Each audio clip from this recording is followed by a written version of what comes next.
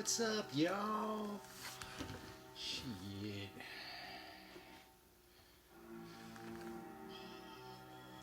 have our cat.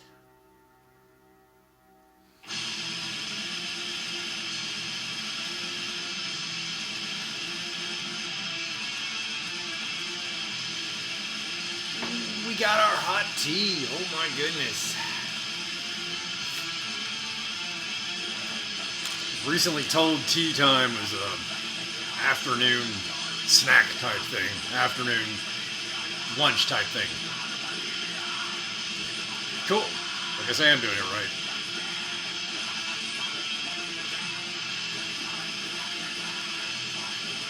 Plague Angel by Marduk.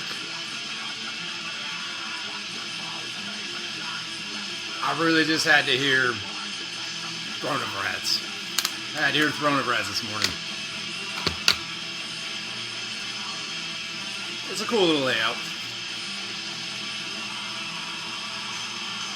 That psychopathic handwriting, I fucking love it. Reminds me of that movie Seven. Y'all ever see that shit? Better yet, y'all ever read the trade, the comics for Seven? Ooh, you can read the comics for Seven because it's John Doe, the killer. It's his point of view. So if you watch the movie and then go and read the comics, you realize you're seeing everything from his point of view and how he's kind of set everything up. It's amazing. It's like a huge booklet.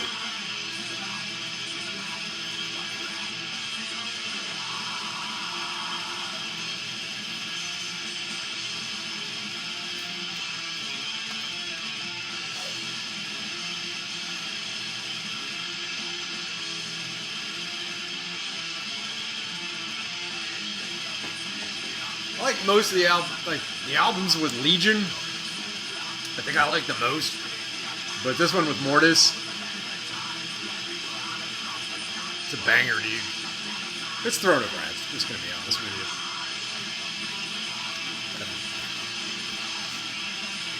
you. Bust out the Spiral Notebook again. So what's up with you, cat? You've been quiet there recently.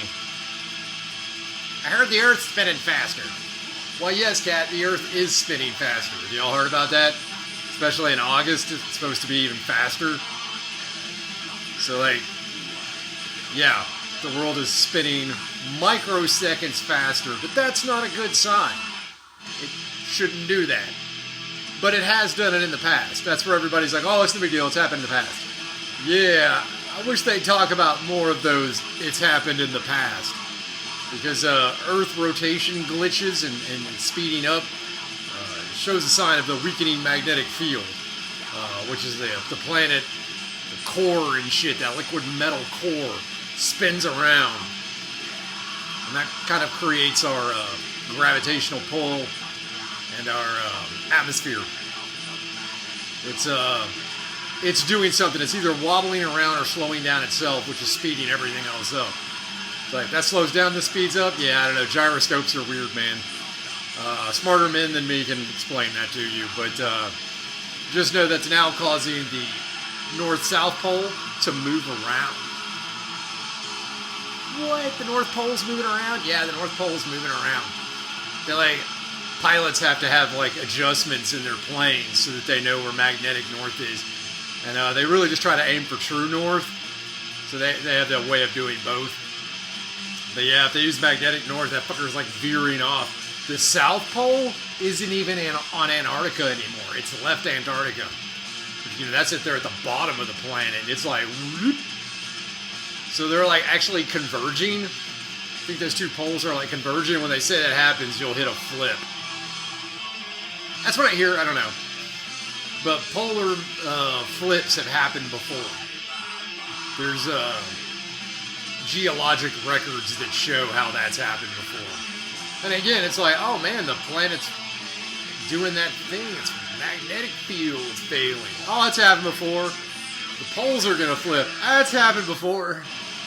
I wish they'd talk about those times that happened before, because you usually get huge changes in the in the planet. And I don't know if you noticed this, we live on the planet. So if the planet goes through major changes, it might be bad for us. Just putting that out there. Throne of Rats.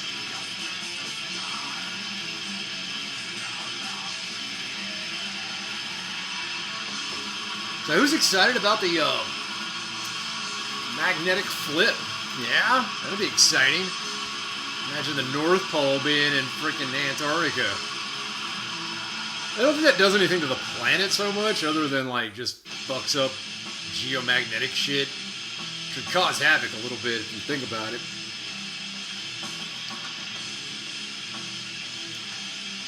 Did y'all know that the fucking pyramids, those great pyramids of Giza, they determined that through LiDAR scanning and ground penetrating radar, there's columns underneath the pyramid, so you got the pyramid sitting up there, right? And there's like these columns going down. And they go down deep. Oh, shit. I heard a long time ago people were saying that the pyramids were probably like points on a battery. Yeah, how fucking awesome is that? The pyramids are part of a battery for like wireless electricity or something. I don't know if it'd be wireless. Just assume it would be. You know, Tesla talked about wireless technology and using the atmosphere and the geomagnetic pull of the Earth to create the current. You just needed a point for it to go to, and he had like towers built. Like, oh, here's how you can grab it out of the air. You know, like this tower, and then lightning strikes it or whatever, and it charges up this tower. Any capacitors or batteries you'd have would fill up with power, light bulbs and shit. Probably have to put some resistors on there to keep those light bulbs from blowing, but it could be done. I can just imagine doing that on like a massive scale, like building a Mach one of those, because Tesla had done that, built a Mach way to capture electricity from the air and then charge things in his lab. Ooh, boy, that's fucking fantastic. Man, did you know Tesla, when he like died, some dudes went into his workshop and where he worked and did all his experiments, and some dudes went in there and took all his shit. Some dudes from the military, U.S. military. And they gave it to like this dude at some college. I forget what college. It was probably like Columbia. I don't remember them. So like the military got all this stuff and they gave it to this dude and they were like, yo dude, decipher all this shit. Figure it out. Figure out how this stuff works. And that dude did. And then it got quiet. That dude who got all this stuff, that's Donald Trump's uncle. Wouldn't lie to you. Not about that. So Donald Trump's uncle had the keys to Tesla's workshop and all his notebooks and shit. And now they're talking about, oh, the pyramids were a giant battery. Something cool is about to happen, y'all. Something real cool. But remember, there's motherfuckers in charge that don't want that cool shit to happen. They want you at work. Working in your factory, working at your job, trading pieces of paper for the rest of your lives. They don't want that free electricity, free energy shit getting out. No, no, no. That puts a damper on the bottom line, doesn't it? Well, now you see what we're up against. We have some dudes out there that quite possibly can unlock power, electricity, clean water, disease-free existences, great crops, and probably unlock all that shit. But there's some greedy motherfuckers standing in the way.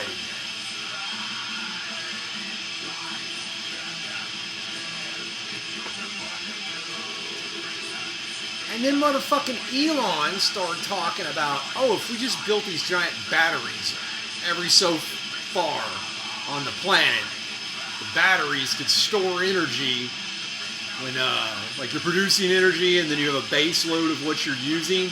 So if your base load's low and nobody's using the full base, which happens especially late at night when not many people are doing things, we use less than the base load. So they can take that reserve, that extra energy, and charge up batteries, giant batteries. And then at times when the peak goes above the base load, you have to start burning more coal or open up the dams or do whatever you're doing to get your power to go over that base load. And then those batteries could use it. You wouldn't have to burn as much coal. You wouldn't have to use as much hydroelectric dam. You wouldn't have to open up the dams and let the water out. to just keep them at a consistent level for that base load. So then we start talking about those fucking pyramids, right? Man, those pyramids might have held a base load. You never know. That could have been their base load.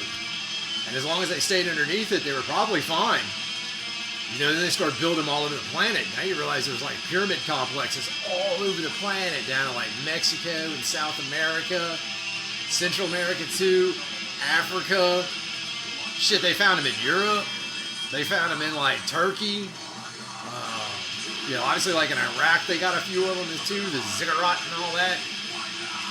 What? Can you imagine that shit's like a giant battery network circuit system? Can you imagine that? Having like free electricity coming out right out of the environment. Badass! Still use our rivers and our dams for a good base load, so yeah. Then we need to go back to that weakening magnetic field. Let's think about that for a second. Let's say that magnetic field's weakening. That means solar storms, when they come through, and they come through all the time, the sun just ejects shit and it just keeps on going. But sometimes those things can smack your planet. Well, if you got a good magnetic field, all that radiation coming at you and solar energy, whoa, hitting, it's like hitting like going around. That's how you get your aurora borealis. It's all that energy going around the planet. You know, the northern lights and all that that's what that is. It's the energy going around. With that weakening magnetic field, and you get a solar storm, you know, it doesn't have the protection it did. So the atmosphere starts getting pushed back to Earth, which has made, and several times this year and last year, the northern lights could be seen like in Montana and Iowa, as far down as that. So like, not where you're supposed to see them. That's pretty trippy. So, if that magnetic field gets pushed too much and it starts coming into contact with the Earth before it gets there, you're going to get electrical discharges. You ever had static electricity and shock your finger? Yeah, it's like that, but huge. Imagine that static electric shock like being the size of like, you know, freaking trees and shit. Ba-boom! Big old lightning bolts coming down. Bigger than anything you've ever seen. Bigger than anything you've ever seen. And it wouldn't just be ba-boom. It would be like zzz, like sticking and holding there for a minute. So now that wireless electricity seems like it might be a bad idea, because now it can electrify the air, and anyone standing around connectors and points might get a shock. Yeah, so imagine that static electric shock, static electricity shock that you get. Now just imagine like a much bigger one that just fries you, dude, completely, like the electric chair. So yeah, there's ruins in Egypt near the Great Pyramids where the granite stone, which is one of the hardest, the only thing that's harder than granite is a diamond. So, second hardest substance on the planet, literally melted and is charred. How the fuck do you do that? To get granite to melt, that's like earth, like magma. That's like volcano level heat. And it hit this shit and caused it to melt. Seeing melted stone. And then apparently around there, the sand is this fine white powder. They're said it's like baby powder. It's just so fine. So, a lot of people surmise this area got hit by a tremendous amount of electricity. Static electric shock from the shrinking magnetic field and the solar storm coming in. Yeah. When did that shit happen? Man, that's a good question. There's a lot of theories about that. A lot of theories about how long we've actually been on this planet. And every time they think they got a good idea of how long we've been here, they find a new fossil that sets it back even further. I think humans have been here probably good 200,000 years. I think they can prove 180 anatomically modern humans. They found them as old as 180,000 years. Man, you mean to tell me in 200,000 years we just now got to the point where we had internal combustion engines, electricity, flight, space travel? 200,000 years, and you mean to tell me in the last 200 years we did anything? You mean to tell me that? And then I'll say, oh, it's because of writing. We learned how to write. You mean to tell me in 200,000 years we didn't start writing till 4,000 years ago? Something about that don't seem right. Nah, man, you can go back to those geological records and find, what was that place in Sumatra? Lake Torba. Torba? Torba? Lake Torba supervolcano in Jakarta, Indonesia. Or near there. Yeah. Whatever happened at that event, they knew it was a supervolcano went off. I don't know what caused that, but it just went off. Boom! Knocked humanity down to 5,000 people. Imagine being on a planet like we are today and something huge. And then you find out there's only like 5,000 people scattered around the planet that survived that shit. That was like 72,000 years ago. And I think 36,000 years ago, they found that all those cave paintings date to 36,000 years ago. Think about that shit. So you got 72,000, 36,000. Man, those numbers are divisible by 12. I wonder if that's important. It is! Yeah, those weakening magnetic field, apparently that happens every 12,000 years. And we're headed into another one. The last one caused the Channel Scablands out in Montana, Idaho, and eastern Washington State and Oregon. It's also where we get the biblical stories and a lot of other myths about the flood. Apparently 12,000 years ago, we got bitch slapped and a bunch of polar ice caps melted. Probably flash melted, causing a lot of massive flooding. The sea level was 400 feet lower, so when all that shit melted, it just raised the sea level by 400 feet. Some people say that took place in months, some say even days. That's terrifying. Why would that be terrifying if the sea level rose 400 feet? Well, 60% of people lived within 100 miles of a coastline. If that was true then, like it's true now, 60% of your people were probably dead pretty fucking quick. Dude, if there was a society back then, there'd be nobody left to tell the tale. That's fucking wild, man. But we don't have to worry about the sea levels rising again. We need to worry about the sea levels lowering. The North Atlantic current going through the Atlantic Ocean, going from the equator up to the North Sea. We need to worry about that because it sends warm water up to the ice, keeps that temperature at an even temperature. So you want ice to form, but you also want it to melt because we found out that if that jet stream stops moving, that current stops moving, that water gets colder and colder and colder and colder, turning into more and more and more ice. Guess what would happen? All your sea ice would start turning into giant ice cubes, mountain of ice cubes. That would lower your sea level. Which would be pretty good because it would open up cropland, but we know what happens when the water goes away. Eventually it comes back. That might have been what happened 12,000 years ago. The water subsided and they didn't realize that it could come back. I guess when you're in like Canada and you're looking at, if you were in Canada, like Toronto, Canada, or Chicago, Illinois, you were standing, if you were to stand there, you'd be underneath like a mile up to 2 miles of ice. Dude, that's huge. Sheets of ice. Laurentide ice sheet, Wisconsin ice sheet. Shit's mind-blowing. So what does this all have to do with each other? Well, we're about to unlock some secret technologies that are going to really transform life on this planet. The only problem is life on this planet may not live in this current state for much fucking longer.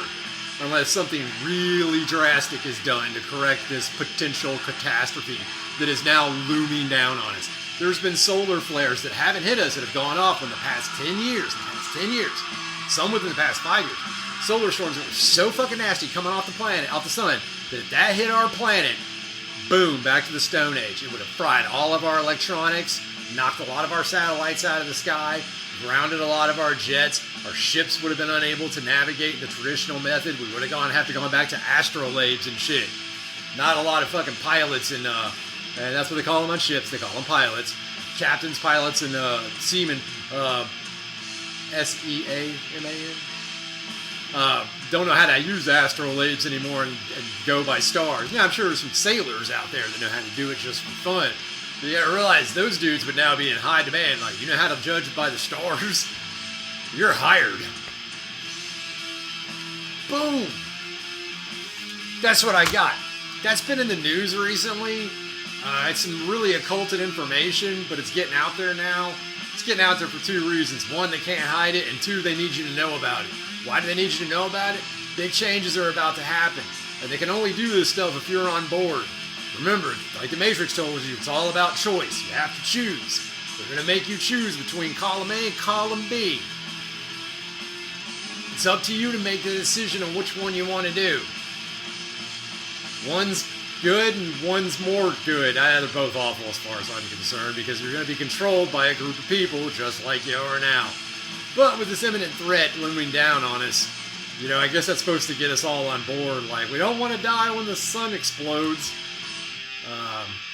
Yeah. Oh, and if you go back to myths of like Aztecs and Incas and shit like that, they talk about there being multiple suns and multiple types of man. Human man. Like, so the sun changes. They have like a story of like having 6 different suns or some shit like that. That means they've experienced 6 different catastrophes, and every time this happens, the sun comes back different. It always looks a little different. So keep that shit in mind. All these myths and folklore, they're leading to something. All this shit in the current events, it's leading to something. Something big, y'all. It's gonna blow our fucking minds. Life on this planet won't be the same after. It could probably be a good thing, it could probably be a bad thing. It just depends. I'm Cattle Pride, your Appalachian Warlord. Take care, y'all.